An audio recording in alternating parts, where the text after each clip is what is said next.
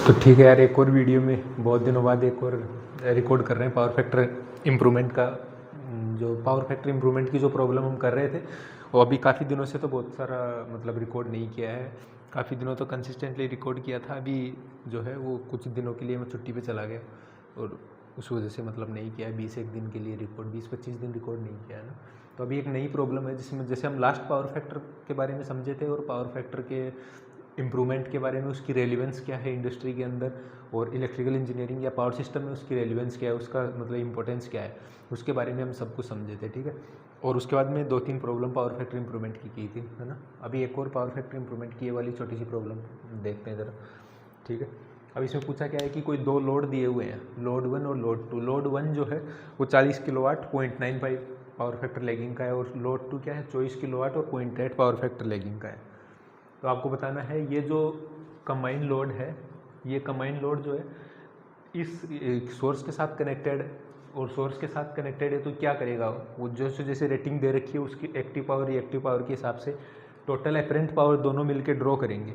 तो दोनों यहाँ से जो मिलके ड्रॉ करेंगे, आपको बताना है कि सोर्स के रिस्पेक्ट में वो उन दोनों का कंबाइंड जो है वो पावर फैक्टर कितना दिखेगा। ठीक है, तो सीधा सा पावर फैक्टर क्या होता है, कंबाइंड पावर फैक्टर देखने के लिए क्या करेंगे, दोनों का टोटल पावर अपन टोटल केवीए जो सोर्स से ले रहा है, ठीक है, उसका रेशियो निकालना है। फिर उसके बाद देखेंगे उसको इम्प्रूवमेंट, मतलब वो नेट पावर फैक्टर कितना निकल के आता है कॉम्बिनेशन का, और कॉम्बिनेशन का जो निकल के आता है उसको यूनिटी तक कैसे लेके जाएंगे वो वाला समझते हैं। ठीक है, तो ये वाला इसको सोल्व करना शुरू करें उससे पहले एक बार देख लेते हैं ज़रा चॉइस। जैसे इस क्वेश्चन में बेसिक समझ लेते हैं लोड का क्या मतलब है। जैसे लोड 1 40 किलोवाट 0.9 पावर फैक्टर है ना, 0.95 पावर फैक्टर लैगिंग वाला है, मतलब इंडक्टिव नेचर का लोड है ना। तो ये एक्टिव पावर भी ले रहा होगा 40 किलोवाट जिसके कोरस्पॉन्डिंग काम करेगा, लेकिन इसके साथ साथ में फालतू में जो है इस 40 किलोवाट इस 0.9 पावर फैक्टर के कोरस्पॉन्डिंग कुछ ना कुछ रिएक्टिव पावर भी फ्लो होगी इसमें। अब जब इसकी डिमांड 40 किलोवाट है तो सिर्फ 40 किलोवाट के कोरस्पॉन्डिंग ही तो एम्पियर नहीं लेगा ना, क्योंकि उसके साथ रिएक्टिव पावर भी जाएगी, क्योंकि 0.95 है पावर फैक्टर। ठीक है, ऐसे ही लोड 2 लेगा, सेम वो भी लेंगे, वो भी इंडक्टिव नेचर का है। ठीक है, अब दोनों का हम देखते हैं, दोनों को एक साथ मिला के दोनों कितना ले रहे हैं सोर्स से, है ना, वो कैलकुलेट करते हैं। तो वो कैलकुलेट करने के लिए पहला वाला जो लोड दिया हुआ है, इसमें पहले वाले लोड के अंदर जो दिया हुआ है वो कितना दिया हुआ है, इसका मतलब हमको सिंपल पावर फैक्टर इंप्रूवमेंट का जब भी प्रॉब्लम अप्रोच करनी है तो क्या करना है, सबसे पहले हमको पावर ट्रायंगल ड्रॉ करना है लोड का। ठीक है ना, तो इस वजह से लोड 1 है, इस लोड 1 का पावर ट्रायंगल अगर हम ड्रॉ करें, मतलब फॉर लोड 1 अगर देखें, इंप्रूवमेंट बाद में देखेंगे, पहले एक बार देखते हैं कि सोर्स के रिस्पेक्ट में ये दोनों मिलके जो है वो कुछ ना कुछ, मतलब जैसे इसका 40 किलोवाट है 24 किलोवाट है, 40 और 24 पावर तो जो है क्या होती है, स्केलर क्वांटिटी होती है, तो सीधी सीधी ऐड होती है ना। तो एक्टिव पावर तो 60 40 और 60 64, तो ये सीधा ही लेगा, उसके कोरस्पॉन्डिंग कुछ रिएक्टिव पावर भी लेगा, क्योंकि दोनों का पावर फैक्टर यूनिटी तो है नहीं। ठीक है, तो वो टोटल कैलकुलेट करना है, दोनों मिलके कितना है रिएक्टिव पावर और एक्टिव पावर ले रहे हैं, उसको सम कर देंगे तो हमको टोटल एपरेंट पावर मिल जाएगा जो इससे ले रहा है ना। तो पहले फॉर लोड 1 के लिए अगर देखें तो लोड 1 का ट्रायंगल ड्रॉ करेंगे, तो ये क्या कर रहा है, ये भी एक्टिव पावर ले रहा है, और इसका क्यू जो होगा वो भी क्या होगा, पॉजिटिव होगा, क्योंकि लैगिंग नेचर का है ना। तो ये एक्टिव पावर कितना ले रखा है 40 किलोवाट। पावर ट्रायंगल कैसे ड्रॉ करते हैं, ये पी एक्सिस और ये वाला प्लस क्यू एक्सिस है ना, तो ये क्यू भी लेगा कुछ ना कुछ, है ना। अब क्यू कितना लेगा वो इससे निकाल लेंगे, है ना। जैसे पावर फैक्टर 0.95 दिया हुआ है, तो ये पी दिया हुआ है 40, और ये वाला एंगल जो है वो कुछ थीटा होगा, तो इस मतलब ये 0.95 क्या होता है, इस लोड का एक्टिव पावर, इस लोड का एक्टिव पावर कितना है 40, और इसका टोटल एपरेंट पावर कितना होगा, S1 ले लेते हैं, मान लेते हैं उसको कुछ, है ना। तो अगर मान लो S1 निकाल लेंगे, और ये कंबाइंडली किसके बराबर होता है, कोस थीटा के बराबर होगा ना। ये वाला एंगल अगर थीटा 1 मान ले तो ये P, ये Q और ये S होता है, तो P और S का रेशियो क्या होगा, कोस थीटा के बराबर। ठीक है, तो ये कोस थीटा 1 जो हमको यहाँ से मिलेगा, पहले तो कोस थीटा 1 कैलकुलेट कर लेते हैं, S तो फिर सीधा स्क्वायर करके निकालेंगे ना। तो कोस थीटा 1 इसका निकाले तो कितना होगा, ये 0.95। कैलकुलेटर चाहिए होगा इसके लिए तो, है ना। तो कैलकुलेटर एक बार लगा के देख लेते हैं जब, तो इसमें कोस इनवर्स 0.95, ये कितना होगा 18 डिग्री, है ना। तो ये पहला लोड जो होगा 18.19, ये वाला जो एंगल होगा ये होगा 18.19 डिग्री। ठीक है, अब ये 18.19 डिग्री है, तो अब तो क्यू भी निकाल सकते हैं, एस भी निकाल सकते हैं, साइन कोस टेन जो भी लगा के निकालेंगे। ठीक है ना, तो यहाँ से S1 जो निकलेगा, S1 तो सीधा ही निकल जाएगा 40/0.95। ठीक है ना, और Q जो निकलेगा Q by this equal to tan theta है ना, तो Q कितना होगा 40 टाइम्स टेन 18.19, ठीक है। तो ये S इसमें देखें तो S कितना आएगा 40 डिवाइड बाई 0.95, ये वाला आएगा 42.10। मतलब ये जो S लेगा KVA, जो मतलब लोड 1 जो है टोटल KVA अपने दोनों एक्टिव रिएक्टिव के कोरस्पॉन्डिंग लेगा, वो 40.10 लेगा है ना, 42.10 KVA है, ये ध्यान रखना, ठीक है ना। और Q कितना लेगा इसका, Q जो लेगा वो लेगा 10 18.19, ये कितना 10 18.19.32 टाइम्स 40, तो ये कितना होगा, ये होगा टोटल 13.14। और ध्यान रखना ये लैगिंग लोड है, और लैगिंग लोड है तो इसका रिएक्टिव पावर जो होगा वो पॉजिटिव होगा है ना, मतलब लोड जो है वो रिएक्टिव पावर कंज्यूम करेगा, ठीक है ना। मतलब लेगा कंज्यूम करने का मतलब रिएक्टिव पावर देखो कोई यूजफुल पावर नहीं होती है, कुल मिला के ये जो है ये मतलब इनकमिंग नेचर की होगी इसके अंदर है ना। तो ये जो Q निकल के आएगा हमारे पास कितना निकल के आया 13.14, इसका रेटिंग क्या होता है, ये वोल्ट एम्पियर रिएक्टिव से लिखते हैं इसको, ठीक है। तो हमारे पास एक्टिव रिएक्टिव पहले वाले का ट्रायंगल का पहले वाला जो लोड दिया हुआ है उसका पावर ट्रायंगल हमको मिल गया, ठीक है।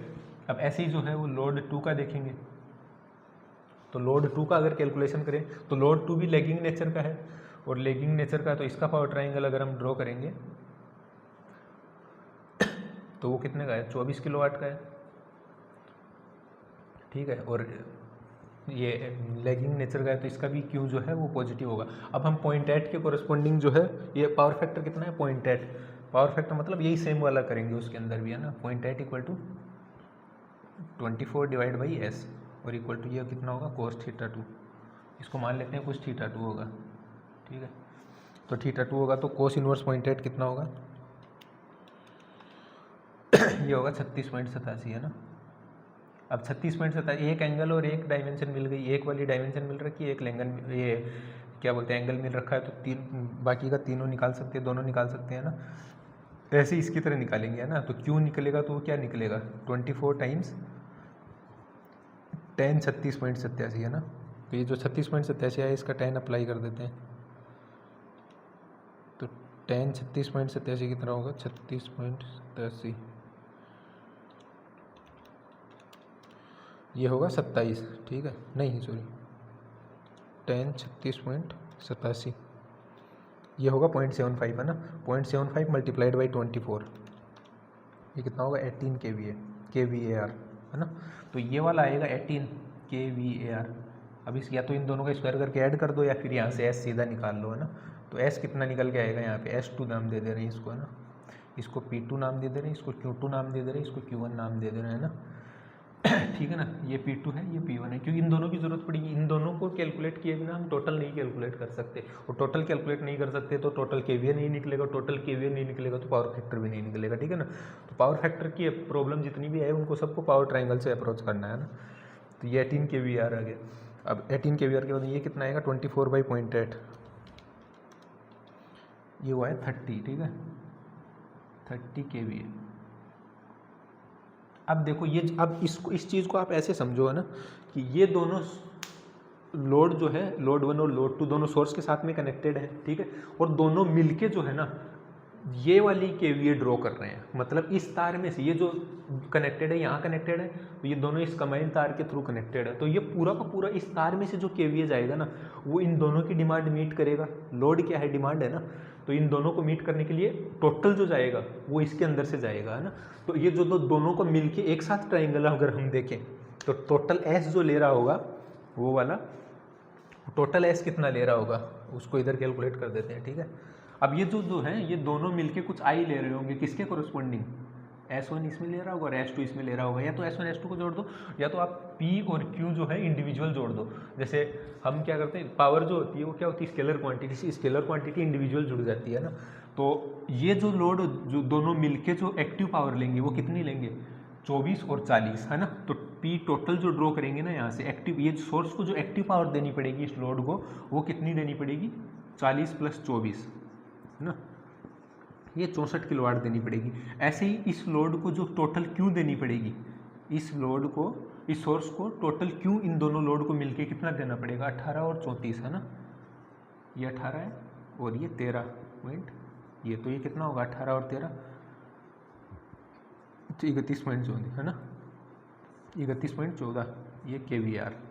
ठीक है, अब देखो आपको टोटल P मालूम है, टोटल Q मालूम है, मतलब सोर्स जो P दे रहा है वो भी पता है, सोर्स जो Q दे रहा है वो भी पता है, और ये उतनी ही दे रहा है ना जितनी ये डिमांड कर रहे हैं। तो इस कंबाइंड को अगर ऐड कर दूं तो जो मुझे S मिलेगा टोटल वो कितना मिलेगा, 64 प्लस J टाइम्स 31.14। ठीक है, और इस सबके आगे K है, ध्यान रखना है ना। ठीक है, तो टोटल एस जो ले रहा होगा, सोर्स को जो टोटल एस देनी पड़ेगी वो इतनी देनी पड़ेगी। इसका मतलब ये दोनों लोड मिलके इतना केवीए ले रहे होंगे, इतना केवीए ले रहे होंगे। तो अभी इसके अंदर जो है हमको क्या निकालना है, इसका लोड, इसका इस कॉम्बिनेशन का पूरा पावर फैक्टर चाहिए। तो कॉम्बिनेशन का पूरा पावर फैक्टर क्या होगा, ये वाला एक्टिव पावर, ये क्या होता है P total plus Q total है ना, ये वाला टोटल अपॉन एस टोटल। तो एस टोटल निकालना पड़ेगा, एस टोटल कितना होगा 64 का होल स्क्वायर प्लस ये कितना है 31.14 का होल स्क्वायर। ठीक है, और इसका स्क्वायर रूट। तो ये एक बार कैलकुलेट कर लेते हैं कितना है, 64 का स्क्वायर प्लस 31.14 इसका स्क्वायर, ये कंबाइंडली कितना आएगा, और इसका स्क्वायर रूट ये आएगा 5065.699 का स्क्वायर रूट। तो ये कितना आएगा टोटल, स्क्वायर रूट फंक्शन कहाँ है इसमें, स्क्वायर रूट ये वाला हो गया 5065.699। ठीक है, अरे यार 5065.699 ये वाला हो गया 71.17। ठीक है ना, और ये होगी kVA। ठीक है ना, अब हमको इस कंबाइंड का पावर फैक्टर चाहिए। तो कंबाइंड इस मतलब इसको आप एक लोड देखो, है ना, ये कोई एक लोड है। तो ये अगर ये एक लोड है तो ये अकेला मिलके जो है इतना P ले रहा होगा, इतना Q ले रहा होगा, और साथ में इतना S, इनकी डिमांड को पूरा करने के लिए इस सोर्स को इतना S देना पड़ेगा इसको। ठीक है, तो टोटल पावर फैक्टर जो कॉम्बिनेशन का पावर फैक्टर आएगा, पावर फैक्टर ऑफ कॉम्बो, ठीक है ना, इसका पूरा पावर फैक्टर क्या होता है, पावर फैक्टर ध्यान रखो active power divided by total apparent power होती है ना। तो एक्टिव पावर कितना दिएगा 64, ठीक है ना, 6.4 नहीं है 64 अपॉन 71.17। तो ये वाला कैलकुलेट कर देंगे, यही वाला होगा, है ना। तो 64 डिवाइड बाई 71.17 ये वाला पावर फैक्टर निकल के आएगा कंबाइंड 0.89। अब देखो इसका बहुत ज़रूरत पड़ेगा, ठीक है ना। अभी हमने देखा, अभी ये वाला देख लिया, इस जो टोटल दोनों लोड मिलके जो पावर ले रहे होंगे वो इतनी ले रहे होंगे, रिएक्टिव पावर इतनी ले रहे होंगे और एपरेंट पावर इतनी ले रहे होंगे। अब ये दोनों लोड जो है वो मस्त इस कंबाइंड मतलब इसको एक साथ अगर हम देखें तो ये कंबाइंड जो है 0.899 पे इतना वाला ये दोनों लोड मिलके इस पावर फैक्टर पे काम कर रहे हैं, मतलब इस पावर फैक्टर के कोरस्पॉन्डिंग जो है पी और क्यू ले रहे हैं, ठीक है, ये वाला। अब ये बोला है इसके अंदर कि पहले वाले कॉम्बिनेशन का पावर फैक्टर चाहिए, वो मिल गया। अब ये बोल रहा है कि कॉम्बिनेशन का पावर फैक्टर जो आया है ना, उस कॉम्बिनेशन के पावर फैक्टर को मुझे यूनिटी तक जो है इम्प्रूव करना है। देखो इस 0.899 के कोरस्पॉन्डिंग जो है वो कुछ ना कुछ पी जाएगा, कुछ ना कुछ क्यों जा रहा होगा, है ना, और वो कितने जा रहे हैं पी और क्यू वो हमने कैलकुलेट कर लिए, ठीक है। अब ये बोल रहा है कि इस पावर फैक्टर को है ना, अब इसका एक बात बताओ, इसका अगर हम पावर ट्राइंगल बनाएंगे कंबाइंड का, कॉम्बिनेशन का, तो उसका इसी की तरह बनेगा। तो उस कंबाइंड का अगर हम टोटल जो है इसका अगर हम पावर ट्राइंगल ड्रॉ करें तो इसमें P कितना होगा 64 और ये कितना होगा 31.14, ठीक है। इसका ट्राइंगल ऐसे दिखेगा। और 0.895 ये क्या है, ये कोस थीटा है, ये वाले का टोटल का, तो इसके कोरस्पॉन्डिंग एस भी मिल जाएगा और ये थीटा भी मिल जाएगा। ये थीटा एक बार हम देख, अब इसको एक बार शुरू से करना पड़ेगा वापस से, क्योंकि इस चीज़ की ज़रूरत पड़ेगी। तो इसको मैं थोड़ा मिटा देता हूँ एक बार। ये चीज़ें दिमाग में रखना कि 0.895 पावर फैक्टर आ गया और वो वाले पावर आ गया, ठीक है।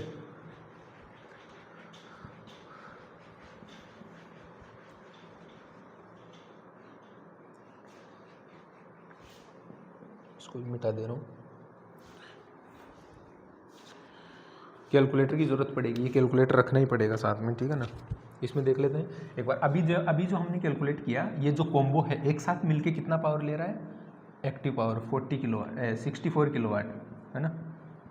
और क्यों कितना ले रहा है टोटल, वो ले रहा है 31.14 kVAR, ठीक ठीक है।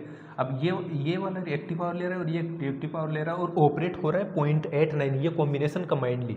मतलब सोर्स को जो पावर फैक्टर दिख रहा है ना, वो सोर्स को ये पावर फैक्टर पे सोर्स को ऐसा लग रहा है जैसे मैं इस कंबाइंड लोड को नहीं, मैं किसी इतने किलोवाट और इतने पावर फैक्टर के लोड को पावर डिलीवर कर रहा हूँ, ठीक है। लेकिन हम चाहते हैं सोर्स जो है उसको पावर फैक्टर यूनिटी दिखे, इसलिए ये बोल रहा है कि हमको जो है पावर फैक्टर इंप्रूव करना है इसका 0.899 से यूनिटी। तो 0.899 के कोरस्पॉन्डिंग हमने देखा क्यू कितना ले रहा है, इतना, और पी कितना ले रहा है, इतना, और ये एंगल कितना है, तो ये एंगल कितना निकल के आएगा 0.899 कोस इनवर्स 0.899, ठीक है। तो ये वाला एंगल जो निकल के आएगा ये आएगा 25.97 डिग्री, ठीक है। तो इसके कोरस्पॉन्डिंग ये कुछ एस भी ले रहा होगा, ठीक है ना। एस कितना आएगा 64 डिवाइड बाई 0.899 ये निकल के आएगा 71.19 kVA। अब ये कॉम्बो जो है, ये कॉम्बिनेशन इस चीज़ पे ऑपरेट हो रहा है, मतलब इस पर्टिकुलर पावर ट्रायंगल के हिसाब से ऑपरेट हो रहा है, ठीक है। अब ये क्वेश्चन में बोला है कि आप बताइए ये वाला पावर फैक्टर है ना, हमको यूनिटी तक इम्प्रूव करना है, तो आपको इस कॉम्बिनेशन के अक्रॉस कितने का कैपेसिटेंस जोड़ना पड़ेगा। तो पहले तो सबसे पहली बात तो ये कि कैपेसिटेंस ही क्यों जोड़ना पड़ेगा, इंडक्टर क्यों नहीं जोड़ लेंगे, ठीक है। तो पहले वो ये सारा सोचना पड़ेगा और ये सारी चीज़ें समझ में आती है, इसने ये क्यों लिख दिया कि यहाँ पे कैपेसिटेंस ही क्यों जोड़ना है, ठीक है। तो उसका रीज़न हम देख लेते हैं एक बार। अभी देखो पावर फैक्टर अगर मुझे यूनिटी तक इम्प्रूव करना है, यूनिटी तक पावर फैक्टर इम्प्रूव करने का मतलब है कि इसके देखो यूनिटी तक इम्प्रूव करने का मतलब, अब पावर फैक्टर वाला कॉन्सेप्ट मैंने समझाया था शुरू में कि जो भी लोड इस सोर्स के साथ कनेक्टेड होता है, वो लोड जो पावर डिमांड करता है उसमें एक्टिव और रिएक्टिव दोनों होती है, लेकिन रिएक्टिव जो है वो सोर्स सर्किट में फ्लो हो रही है, कोई यूजफुल काम भी नहीं कर रही है और अननेसेसरी तार में जाके आई स्क्वायर आर लॉस उसके कोरस्पॉन्डिंग जो करंट फ्लो हो रहा है वो करवा रहा है। अब ये चाह रहा है कि हम जो है सोर्स, हमको जो है इसके अक्रॉस कोई ऐसा एलिमेंट जोड़ना है ताकि वो पावर फैक्टर को यूनिटी तक इम्प्रूव कर दे। यूनिटी तक इम्प्रूव करने का मतलब क्या है कि इस सोर्स को जो पावर देनी पड़े ना, वो पूरी की पूरी एक्टिव पावर ही देनी पड़े लोड को, इस तार में से किसी तरह का कोई रिएक्टिव पावर फ्लो नहीं होगा ना।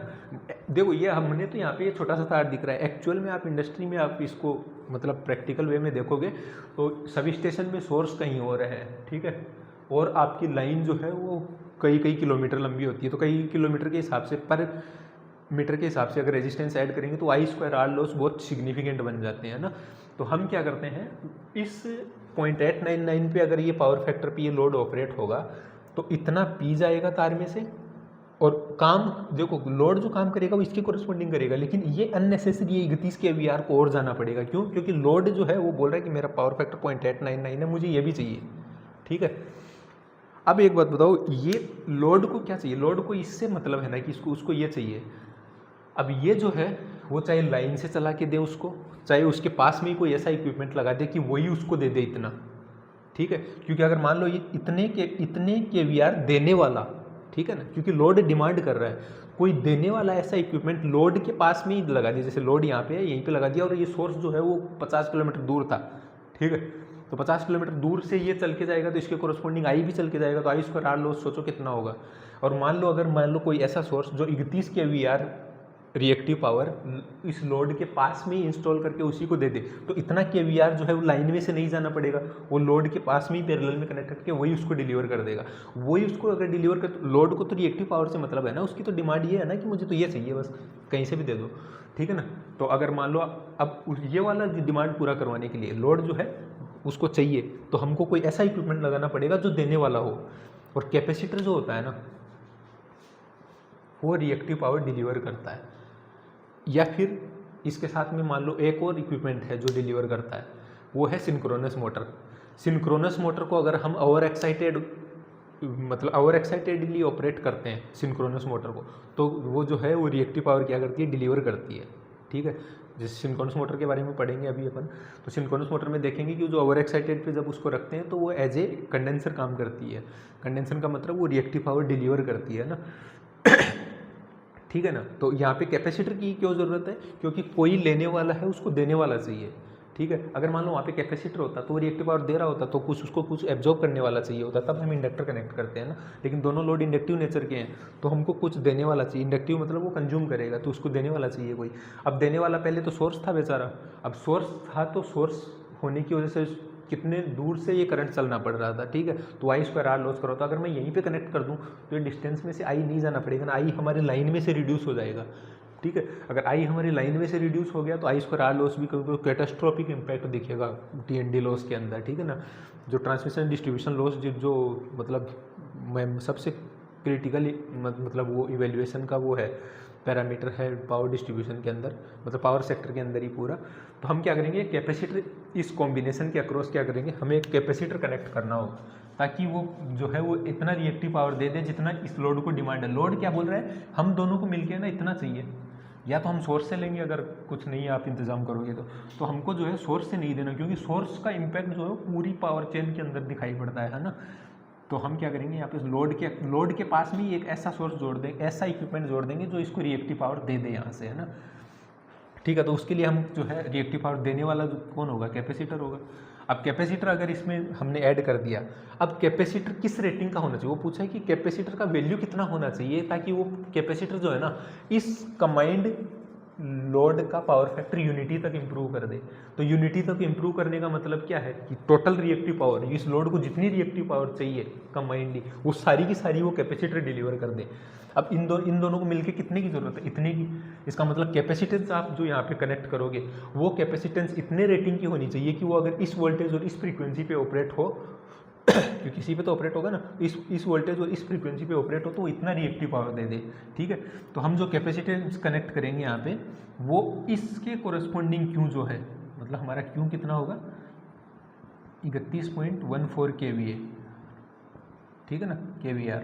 इतना रिएक्टिव पावर ये कैपेसिटर इसको दे देना चाहिए, है ना। और कैपेसिटर जो पावर डिलीवर करता है वो कैसे निकालते हैं, कोई भी इक्विपमेंट उसका पावर कैसे नहीं, वी स्क्वायर बाई आर से, वी स्क्वायर बाई उसकी इम्पीडेंस, है ना।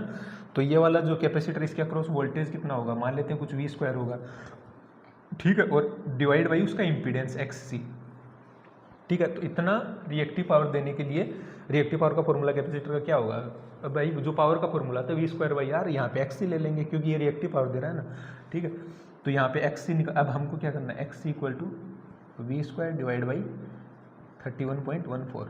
देखो हमने क्या बोला है, अगर ये कैपेसिटर यहाँ पे कनेक्ट किया और अगर ये 31 kVAR पूरा दे देगा, पूरा 31 kVAR दे देगा अगर यहाँ से, तो इस लाइन में से जो kVAR को जो इस लोड की डिमांड करने के लिए आना पड़ रहा था अब उसको नहीं आना पड़ेगा, क्योंकि लोड को यहीं से मिल जा रहा है वो, ठीक है, यहीं से मिल जा रहा है। तो हमारा पावर फैक्टर जो अब कंबाइंड जो ये कैपेसिटर जो देगा अब ये कैपेसिटर जो है वो कंबाइंड जो रिएक्टिव पावर देगा वो इतनी देनी पड़ेगी, इतनी देने के लिए उसका एक्स सी जो है वो इसके बराबर कर देंगे, इसके बराबर कर देंगे। तो वो यहाँ पे वोल्टेज कितना दिया हुआ है 230 का whole square divide by 31.14 times के, ठीक है।